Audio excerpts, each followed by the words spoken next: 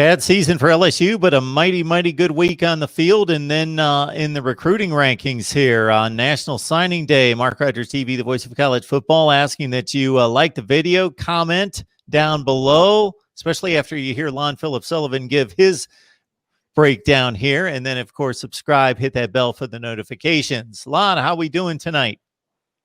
It was a great, great National Signing Day for LSU, keeping the boot clean, keeping the LSU Louisiana born bred Tigers home. Great day for LSU. How are you doing, Mark? I'm doing great.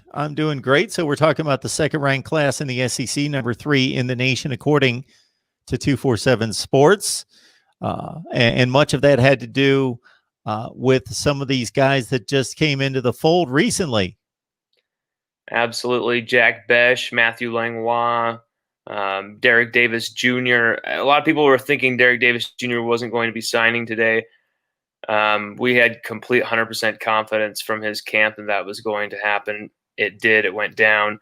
Mason Smith was the biggest get of the day, the crucial 5-star.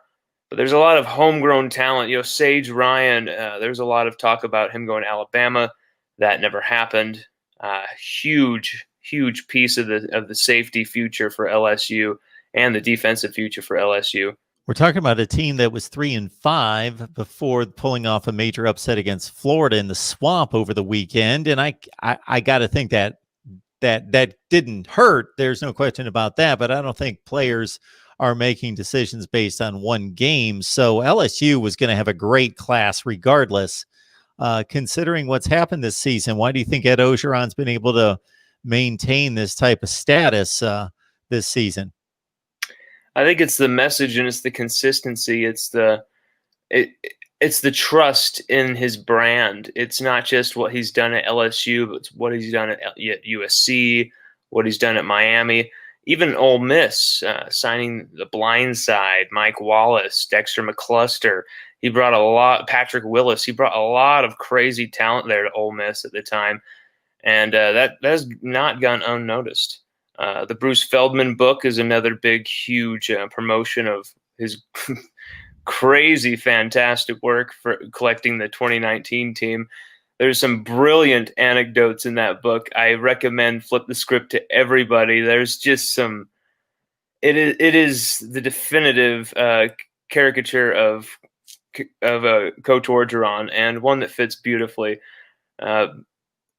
I really believe that the reason LSU were able to keep the majority of this class together, the targets, at least the 19/20 who've signed already, is all about the future, all about what LSU already has on roster as well. The 2020 class, the 2019 class were fantastic classes. We've already seen them, displaying brilliant performances this season. Eli Ricks, B.J. Ojolari, 2 of the highest ranked freshmen of all time, Pro Football Focus college. And Eli Ricks should probably win Freshman of the Year in the SEC. But there's a lot of great freshman and sophomore talent on LSU's football team. And when you combine a lot of these 2021 pieces, it's a very, very interesting set of players. Lon, I'm going to let you run with this next one because you can take it in whatever direction you want. But is there a particular theme to what's going on at LSU from a recruiting standpoint in regards to were they looking at specific units on the field, positions, in terms of geography? Was there a hot spot, certain inroads they've made in certain places? What would characterize this class as it stands right now? I would say, the profile is very versatile players, very, very jack of all trades type guys who can go, offense and defense. When you're looking at DBs, you're looking at guys who are over 6'1" at the minimum, 6'2". Corey Raymond's been recruiting very tall, lengthy corners for a long time since he's arrived at LSU. That's been his mission. It's something that's bode very well for LSU. Derek Stingley, he's 6'2". Dwight McLaughlin, 6'2". Eli Ricks, 6'2". The list goes on and on. Most of these guys in this class are as well. Demarius Magay, who signed today, That rhymed. You flipped that one well. That was nice. Exactly. Merry Flipmas. That one worked. At the same time, LSU has gone into Texas with a pile driver and got some great, huge targets there. Landon Jackson was the first domino. Garrett Nussmeier at quarterback. He's the leader of the pack. We missed on Savion Byrd.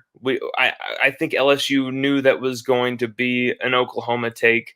That was my prediction as well. We got that one right. Savion was for Oklahoma, which, hey, you know what? That's fantastic. It clears up some more space for Tristan Lee. At the same time, there was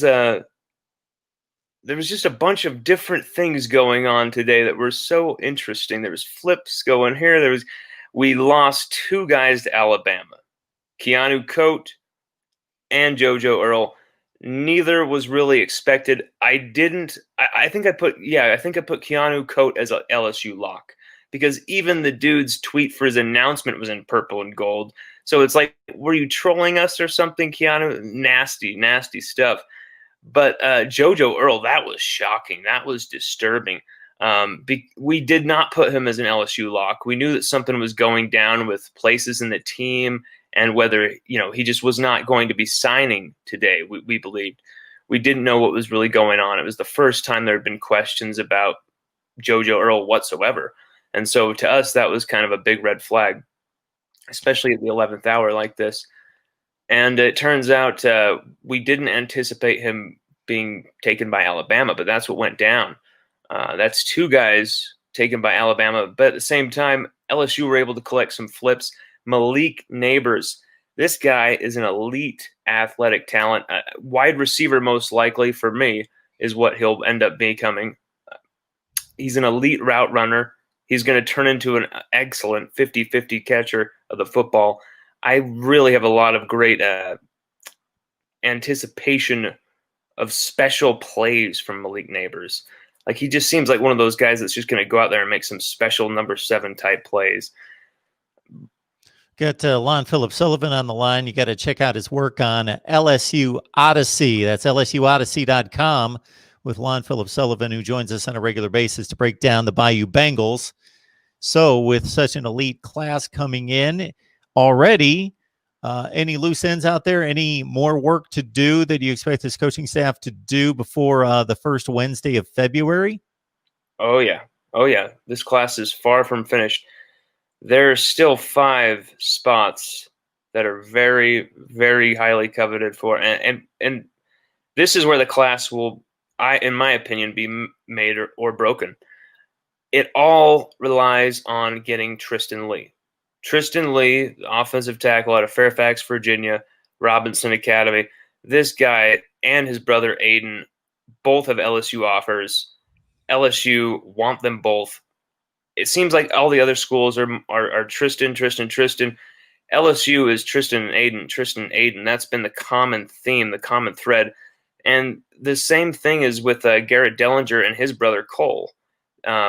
James Craig, he loves going for brothers because he likes generational ties. He's all about that type of thing. And I think that's very attractive to the Lee family. He did not sign today. There's no secret signature or anything like that, secret commitment. They are still waiting. They're still taking their time. And Aiden is very much going to be involved in the decision as well. This is not just Tristan deciding, because this is going to be Aiden going to high school for two seasons, while Tristan goes to college at either Oklahoma or LSU.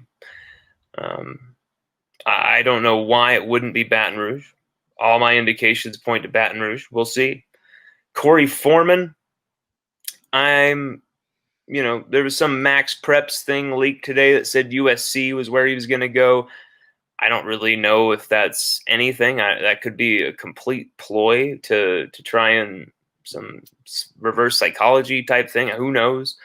You'll see a lot of weird tactics used by a variety of schools, especially Alabama, at this time of year. And who knows what that USC thing meant. I cannot see Corey Foreman wasting his talents at USC. I mean, he did decommit from Clemson, but that doesn't mean he can't return there. Mason Smith he just dove headfirst right into LSU. Will his best friend come and join him? That's the big question. Is it about the friendship? Is it about the wanting to forge their own path? Is there a schism there? We'll see. Besides those two, Brian Thomas, the receiver. I was feeling that he was a Texas A&M lean lately. That has changed over the last 24 hours. Finally, we have something on Brian Thomas, one of the quietest recruits in the country. You can't get anything out of this guy. Can't get anything out of his camp, out of his high school. There's just nothing to be found. This guy is very, very on the down low, and I respect that. That's actually kind of something that I like. Thing with Brian, though, he's very close with Chris Hilton, who just signed with LSU, and when asked during the press conference for his announcement, is there anybody you're meaning to recruit? He said he knew Brian Thomas. Not even hesitation there. His best friend, buddy from here from Walker High. And the same thing with Mason Smith. When he was asked at the press conference by Julie Bowden, I think this may have been a planted question, actually. Who, are you going to recruit for? And without even hesitation, Tristan Lee was his answer. Not Corey Foreman, Tristan Lee.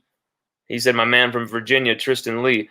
So that is a very interesting statement from Mason. I mean, I'm not reading too much into that, but at the same time, it's very interesting. All of it matters right now. All of it can be, thrown out. All of it could be completely wrong, could be completely right. At this point in the signing period, there's a lot of smoke going around. That it's like Snoop Dogg's tour bus, Mark. We don't really know who's back there, what's going on. There's a lot of behind-the-scenes moves going on, Mark. And I'm hearing a lot of weird, crazy stuff. A lot of it I would love to just report, but some of it just sounds so speculatory. It's just I don't even want to touch. But then some of it will happen. I'll be like, damn, why didn't I jump on that? But it's kind of weird, Mark. Weird voodoo times going down. I feel like LSU, we probably won't catch up to Alabama. It seems like they're far ahead with that #1 ranking. We might be able to catch up to Ohio State and pass them up at #2, but it would require, I think, a few 5 stars, probably 2 5 stars to do that. Can we pull off the Tristan Lee, Corey Foreman doubleheader? I think we can. Could we do both and Brian Thomas? More than definitely. If anybody can pull off that type of trio, it's Coach Ed Orgeron. If anybody can pull off some type of a coup, that where even if we're #2 to Alabama, it still looks like a more pleasing, more longer-lasting class, it's Coach Ed Orgeron. We get the weird voodoo and / Snoop Dogg back of the bus activity analogy with high school football recruiting only here with Lon Philip Sullivan, LSU Odyssey. This is where it gets delivered right here. Lon, we appreciate it. You're a wealth of knowledge, plus you put a spin on it. We always enjoy the conversation, always get the best of the breakdowns from you. We do what we can, Mark. Go Tigers.